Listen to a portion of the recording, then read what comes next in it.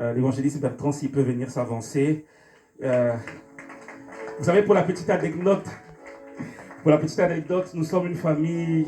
Le Seigneur avait dit à notre défunte maman que tous nous allons servir Dieu. Et permets-moi de dire quand même, le dernier récalcitrant, c'était lui. Mais ce qui est étonnant aujourd'hui, on a tendance maintenant, nous, à le traiter d'extrémiste. Parce qu'il est devenu même plus dur que nous-mêmes. Non, je lui donne juste 1-2 minutes pour témoigner comment est-ce que le Seigneur a ouvert les cieux dans sa vie. Amen, amen. Gloire à Jésus. Il est vivant.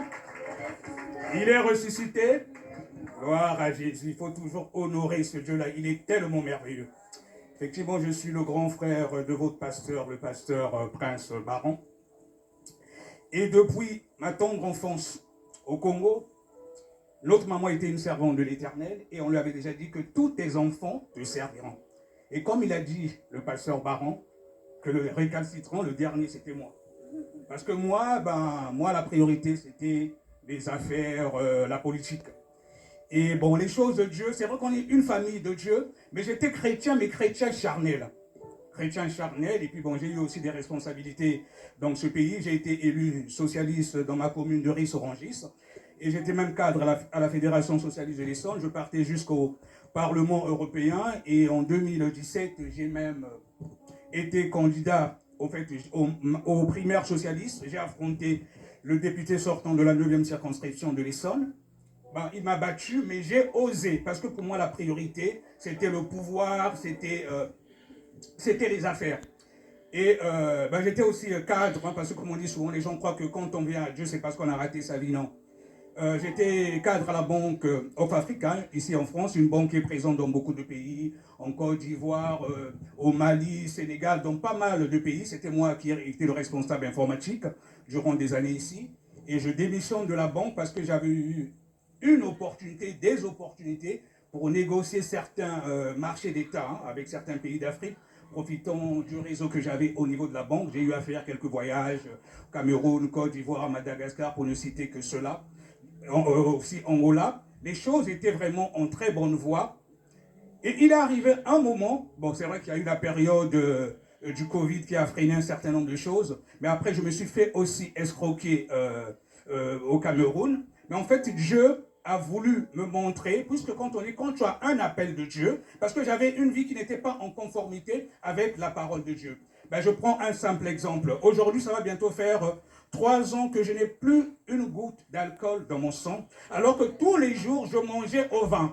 Je mangeais au vin tous les jours et je prenais les liqueurs avant de manger. Et j'avais souvent des problèmes avec mon épouse. Oui, tu bois trop. J'ai dit, écoute, dans la Bible, il dit, ne vous enivrez pas d'alcool, mais soyez remplis du Saint-Esprit. Mais quand le Saint-Esprit m'a convaincu que j'étais un sacrificateur et que le souverain sacrificateur, quand il rentrait dans le lieu très saint, il fallait qu'il n'ait même pas une goutte d'alcool en lui. C'est pour cela qu'aujourd'hui, ça va bientôt faire 3 ans que je n'ai plus pris une seule goutte d'alcool. Là, c'est mon appel. Et il arrive, je bénis Dieu pour le message, je vais aller vite.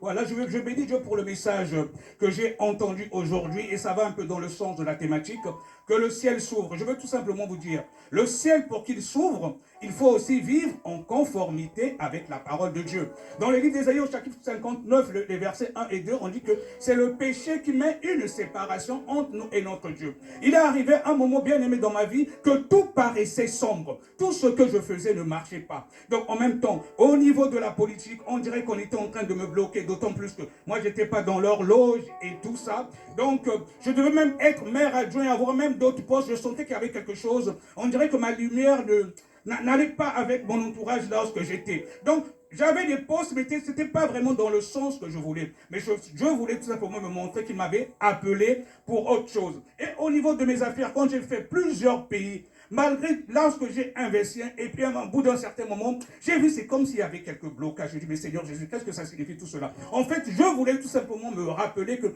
tant que je vais continuer dans ces histoires-là en faisant comme si je gagnais de ma propre force, il ne sera pas glorifié et le diable va récupérer mon âme. Mais quand je continuais vraiment, commençais vraiment à m'agenouiller, je me suis agenouillé, j'ai pris une résolution de jeûner pendant 3 jours à sec, C'est là que j'ai commencé à chercher réellement la face de Dieu. J'ai pris la résolution. J'ai dit, Seigneur, bon, c'est vrai que j'ai essayé de faire des choses moi-même. Je ne vis pas en conformité avec la parole de Dieu. Maintenant, j'ai pris la résolution de tout abandonner qui ne glorifie pas Dieu, y compris la politique, parce que j'étais dans un parti, vous voyez le Parti socialiste avec le mariage pour tous et tout.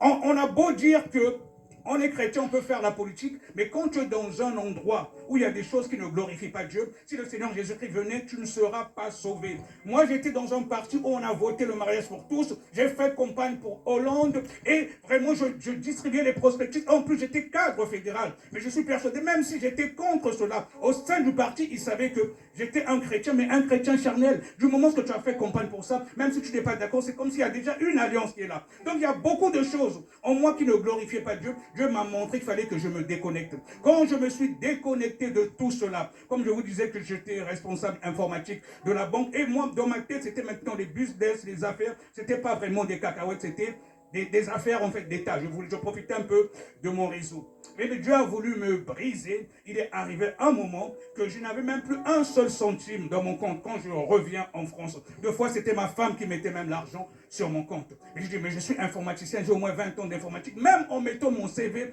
même les entreprises ne voulaient pas me prendre. Les entretiens se passaient très bien, mais à la dernière minute, non, vous